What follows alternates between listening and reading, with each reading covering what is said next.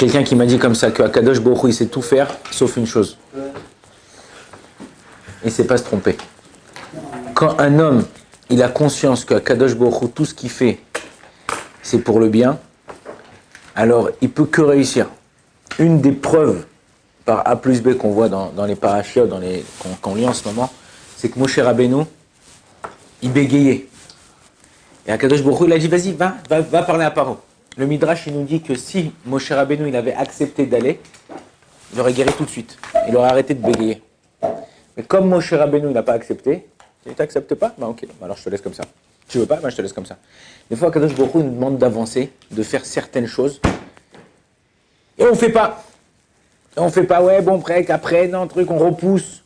Rabbi Lubavitch, il disait souvent, demain, c'est souvent jamais. Quand tu repousses, après, moi je le ferai après, ouais, plus tard. Parce qu'en vérité, tu as peur de prendre une décision. Quand tu as peur de prendre une décision, tu as peur de te lancer, ce qui se passe, c'est que tu bloques certaines brachas qu'Akadosh Baruch Hu il veut t'envoyer. Donc, à nous, en vérité, de savoir que chaque fois qu'il se présente devant nous une bracha, quelque chose, il faut pas la repousser. Souvent, en ce moment, j'entends beaucoup, malheureusement, peu importe les couples qui sont jeunes ou vieux. Quand je dis vieux, ça veut dire que des fois, c'est des gens qui ont 45, 50 ans. Et tout d'un coup, non, je l'aime plus, elle me plaît plus, elle est plus belle, toute pas belle. Ouais. Attends, mais je comprends pas. T'as la Emouna ou t'as pas la Emouna, mon frère ou ma soeur? Ouais, ça veut dire, je comprends pas. C'est vrai que c'est dur, c'est vrai que c'est difficile. Mais le travail, il vient de nous. Ça veut dire que, je vous ai dit une fois, quand tu pointes le doigt sur quelqu'un, ouais, mais c'est à cause de lui. Tu as un doigt vers lui, mais 3 doigts vers toi. Ça veut dire que toi, vérifie-toi comment t'es. Peut-être qu'il y a des choses. C'est sûr que quand il y a un problème dans un travail, dans un couple, dans plusieurs choses, le problème, il vient jamais d'une seule personne. Le problème, il vient des deux côtés. Parce que quand tu es tout seul chez toi à la maison, tu t'embrouilles avec toi-même. Ouais. Oh, tu prends la tête Tu t'es jamais embrouillé avec toi-même, ok? Parce que tu es tout seul, donc tu fais ce que tu dois faire, et voilà, c'est tout, point barre.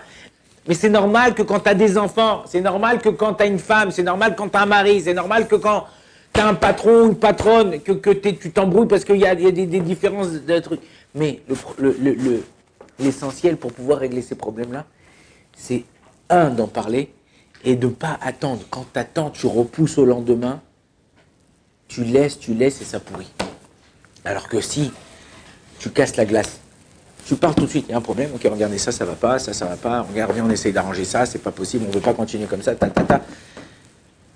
Ça crée un froid sur le moment, mais après, les choses, elles s'ouvrent, parce que la personne qui est en face de toi, elle fait plus attention d'être vis-à-vis de toi, plus respectueux, plus attentionné, peu importe dans quelle situation. Donc en vérité, à nous d'ouvrir les yeux. Quand tu es dans une situation, tu dis pas ouais, mais pourquoi il m'a fait ça, Dieu? Pourquoi je suis là? Pourquoi ça m'arrive à moi? Ok?